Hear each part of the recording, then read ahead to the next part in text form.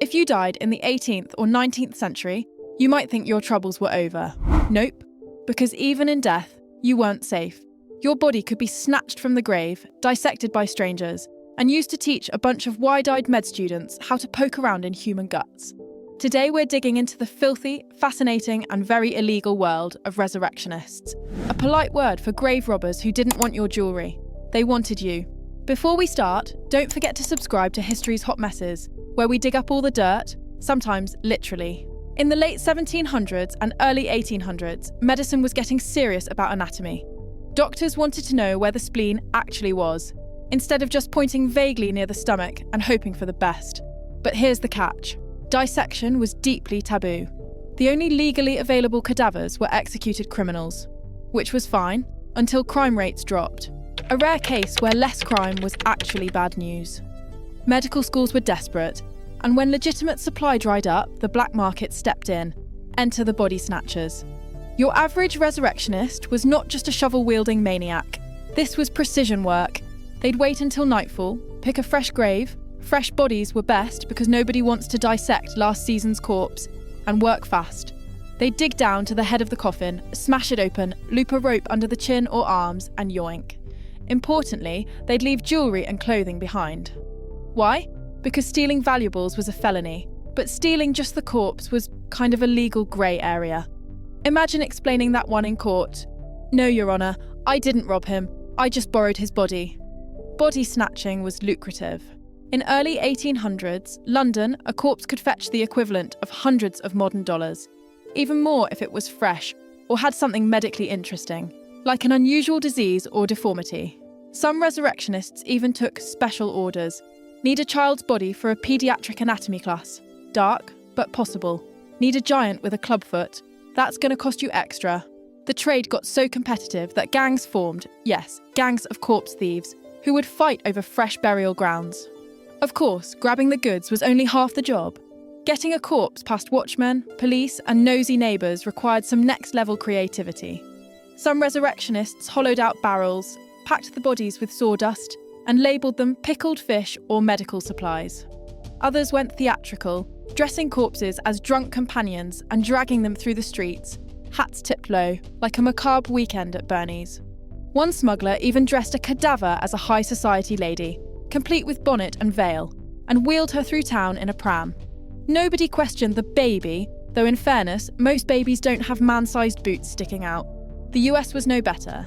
In fact, medical schools in places like New York, Philadelphia, and Boston were just as corpse-hungry. In 1788, New York saw the infamous Doctors' Riot, and it started with the worst practical joke in history. A group of boys playing near New York Hospital spotted a med student standing by an open window. The student, apparently bored with his homework, decided to wave a severed arm at them and yell, "Hey, this is your mother's arm," which, shockingly, did not go over well. The boys ran home, told their parents, and within hours the rumour mill had upgraded the story to "Doctors are robbing graves and dissecting the poor." Sadly, this wasn't just wild gossip. Many of the bodies were being taken from African American cemeteries and potters' fields, places where the dead were least likely to have anyone powerful enough to protect them. By nightfall, an angry mob of hundreds stormed the hospital, smashing equipment, dragging medical students into the street, and destroying anything that smelled like formaldehyde. The governor called out the militia, but even armed soldiers couldn't calm things down. By the time it was over, several rioters were dead, dozens were injured, and the hospital's anatomy program was in ruins. Most resurrectionists waited for people to die naturally, but some realised, why wait? Meet Burke and Hare, two enterprising gentlemen in the 1820s Edinburgh, whose business model was basically skip the digging. Burke was an Irish labourer, Hare ran a boarding house, and one day a guest conveniently died owing back rent. Instead of calling a priest, they called a medical school. They sold the body to Dr. Robert Knox, a respected anatomist who apparently never asked, "Hey, where are you guys getting these?" The payout was so good they decided to speed up production. Their method? The Burking technique, suffocation without leaving marks, so the cadaver looked nice and natural for the students. They targeted the vulnerable, drunks, sex workers, travellers who wouldn't be missed. Over the course of a year, they killed at least 16 people. The spree ended when they murdered a well-known woman, Margaret Doherty, and hid her under the bed, while other lodgers were in the room. Guests spotted the body, The police came knocking, and suddenly Burke and Hare were tabloid celebrities. Hare cut a deal, ratted out Burke, and walked free. Burke was hanged, dissected, and in a final layer of irony, his skeleton is still on display in Edinburgh. Talk about a bad Yelp review. So what actually happened once the bodies made it to the dissecting table? First, they'd be washed down and sometimes posed for instructional purposes. Students might spend weeks on a single cadaver, starting with careful incisions and ending in a frenzy of exploration once exams were over.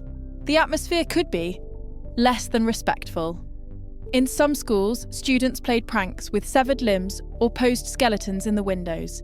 In others, things got downright gruesome, like the doctor who tanned the skin of a dissected criminal and used it to bind an anatomy textbook. You know, for the aesthetic. When they were done, the remains were quietly buried in unmarked graves, burned or kept as specimens. For the dead, there was no rest, only a second, much stranger life in the name of science. While catching a body snatcher in the act was rare, when it happened, the trials were often public spectacles.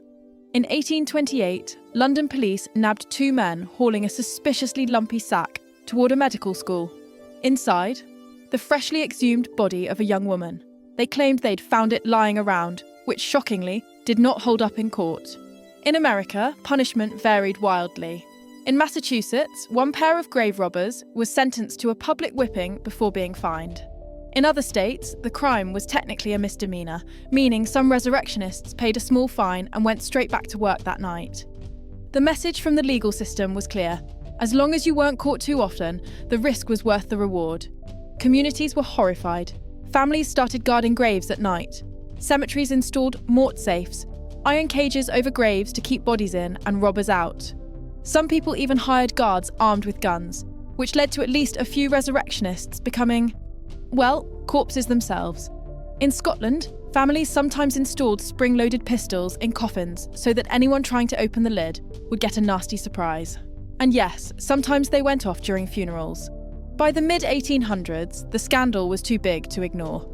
Britain passed the Anatomy Act of 1832, allowing medical schools to use unclaimed bodies, like those of the poor who died in workhouses.